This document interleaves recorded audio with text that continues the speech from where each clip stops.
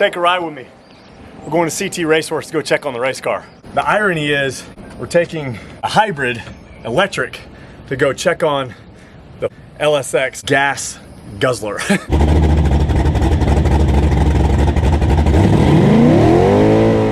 I'm driving my wife's Porsche Cayenne E hybrid, which gets 40 miles to the gallon, to go see my race car that gets 4 miles to the gallon. Oh look, they saved me my spot. Back at CT Raceworx, here to check on the race car.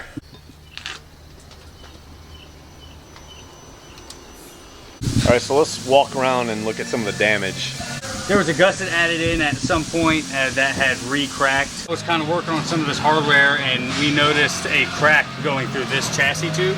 Like this was bent like that, and I've been running it that way? Yes. Most of the heims, most of the joints, the wearable items were worn out. So a lot of times what you want is this shouldered area to rest in your tabs. It looks like that I was way low. A lot of this hardware, somebody tried to shoulder properly by putting a grossly too long of a bolt and then just adding as many washers as they could. I went through and measured all of your openings and for pretty much everything and shouldered all the bolts correctly, placed any that were either damaged or just improperly shouldered. All right, let's talk steering a little bit. We found a couple of issues. The good news is we've been able to get all the parts in time to correct those. But Michael, what are you seeing? The actual input bearing was completely destroyed. You could actually take this shaft and wobble it back and forth. Multiple different pieces here. A couple of these U-joints are actually frozen, where you can barely turn them. Like this one won't turn this direction, this one won't turn this direction. So all of those have been addressed. These are all 4 different U-joints depending on the spline combinations. The other thing in your steering were the bushings that were actually holding your steering shaft were completely worn out. This is kind of a space age material we actually make our A-arm bushings out of, that we made you some custom steering bushings out of. So this is a very long wearing, very durable material. You guys had me at space age. Everything else? All right, so we're gonna walk around back, check out what we did to the fuel cell. I know they had given you some trouble a couple times as far as the vent line routing, so we printed out the actual rule book. Andrew literally sat there line by line. And Best in the Desert has busted us every year and kind of given us a free pass because we're Ultra 4, but now this is a pure Best in the Desert race, so we got to make some adjustments. The rule was to the highest point on the chassis nearest the fuel cell, and then to across the width, and then 3 inches below. And then now we kept it in front of the tube and slightly below, so your spare tire won't affect it at all. But then it runs all the way across, so we can go over here. It comes all the way back down to under here. So that is verbatim by, actually I think I still have the little printout right here. The rules are still actually right there. By the rules right here. Yeah. So Best in the Desert is by the rules. By the rules. One of the big challenges that CT Raceworx had with this car was a rewire. We've got a lot of progress here. You can see how cleaned up it is already.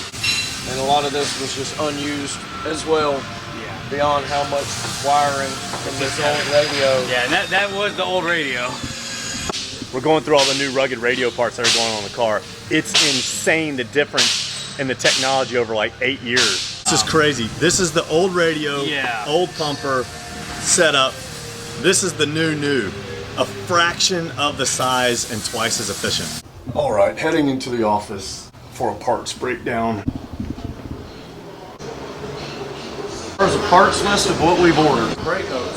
Brake hose. The ARP bolt kit for your CVs. The RCV Series 30 non-plunging. Autometer bulbs with the light sockets. Steering rack bearing. We've got the rubber vent line. We got the fittings for the vent lines. Huge list of FK Heim joints. The rocker switch for your siren. So right now on a total on parts, you've got about 34 or 40. So we're going to talk to them about a payment plan. See how that goes. Yes, thank you guys so much. All right, bye.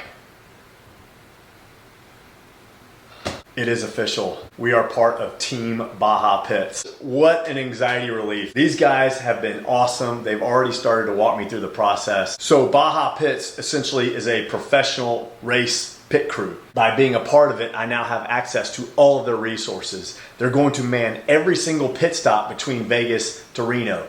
Oh my gosh. I could not be happier that we're linked up with Baja Pits. It just opened a Pandora's box of planning and strategy that we have yet to plan or strategize. And that's a wrap. Stick with us. Our next episode, we're going to circle back with Baja Pits, where we will drill down each pit stop. Fuel strategy, where to put our spare parts, where to put our spare tires, where to put all of our caffeine. Oh, also, we're going back to CT Raceworx to see the next round of prep. To see the next round of prep. See you guys.